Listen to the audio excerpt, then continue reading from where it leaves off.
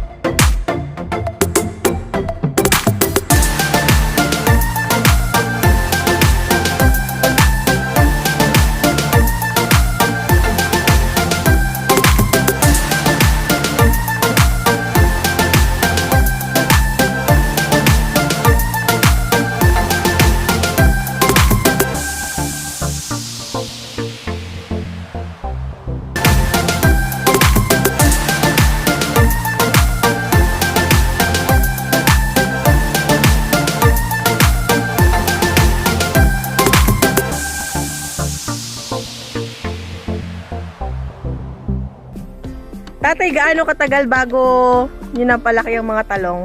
Tatlong buwan. Sanay ko ng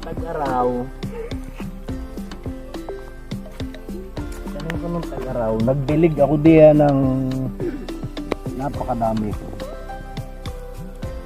Madali lang tatay magtanim ng talong. Madali ang magtanim. Ang magtanim ang pupunga.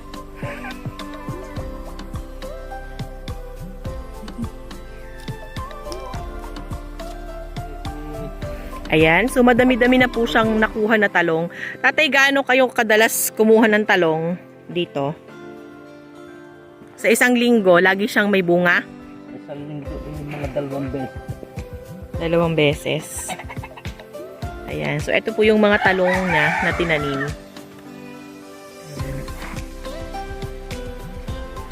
So yung panggulay namin sa bahay, dito na lang kinukuha.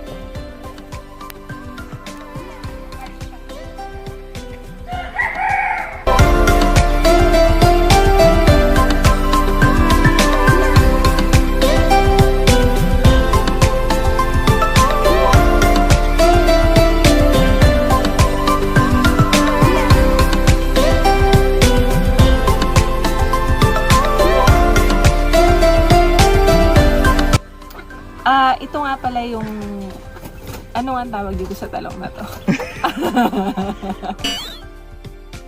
Araw-araw na talong. Araw-araw. Tinawag siyang araw-araw kasi namumunga yung puno araw-araw.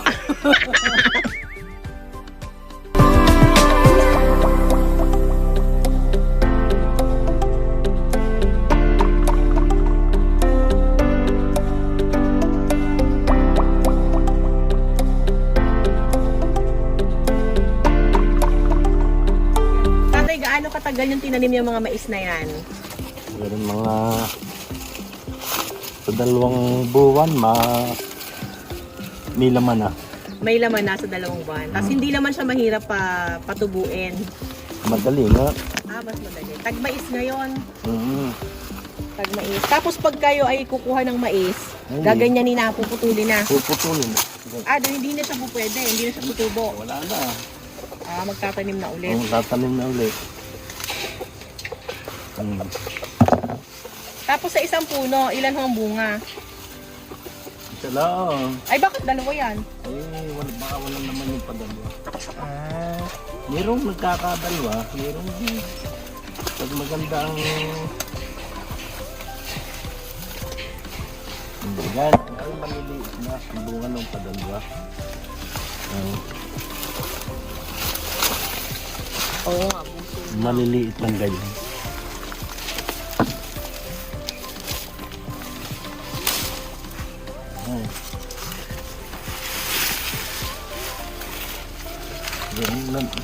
Madali ang mais. Kung ikaw para sa lapit din yung nalagyan. Tapos paano kayo tatay nagtanim ng mais? Ano yan? Itinulsok nyo lang yung ano? Yung bigi. Yung buto! Oo nga pala, yung buto. Ano itutulsok? Akala ko yung crop ano siya, hindi pala. Tapos, yung butil. Tatay, malakas sa tubig ako ang mais. Tubig. Yung pagdidilig. Konti nga. So madali ho siyang alagaan, hindi siya kailangang Madali ang bantayan maintenance. lagi. Hindi ganang talong na talagang pinahirapan ako sa pagdidilig. Ay ito,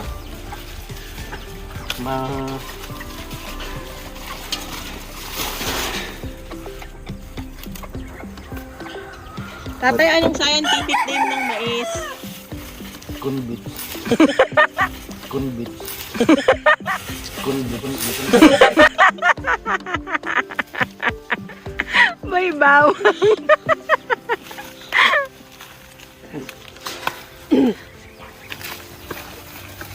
Dalian nyo tatay, ilalaga na natin yan. Lagi. Ilapit mo na din eh. Isang puno lang pala, tas wala na. Tas hindi na ulit sila mamumunga. Eh di parang isang ani lang ho. Natanim na din ng panibago. Tapos 2 buwan ulit. Pagka maganda ang ulan, pagka mahina ang pag-ulan, So dapat tag-ulan talaga ho itinatanim ang mais.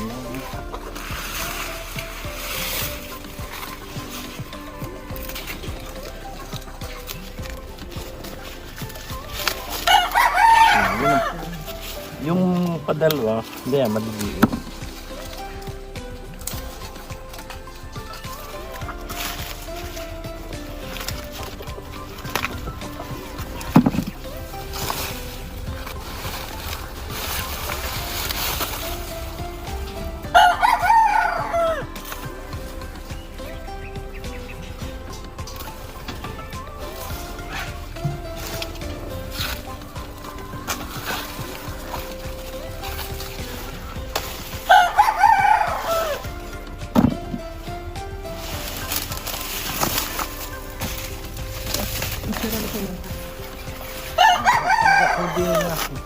Yung hanggat hindi dadating doon sa punong yun, bago mo aarsin ang laman. Alis muna ang... Yan, para huwag mong putol. Tama?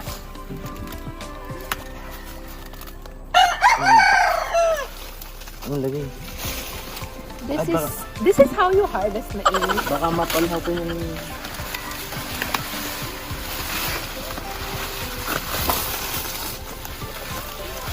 Pinunan ang balde natin. Tingnan natin kung kaya ko nang gawin mag-isa. You put a cut at the top of the and then you just pull the top piece. You can pull it. Maarte kang vlogger, baby girl. Yeah.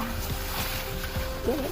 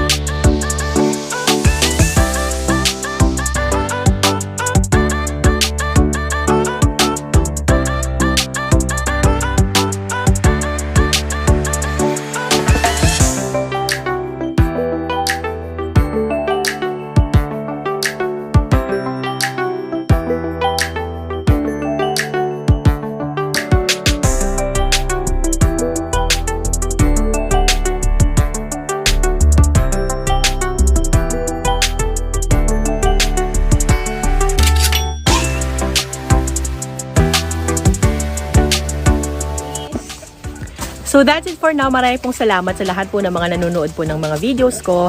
Sana po nagustuhan niyo po yung episode po natin ngayon. Mag-subscribe lang po kayo sa channel ko. Maraming pong salamat. Till our next video po. Bye-bye po.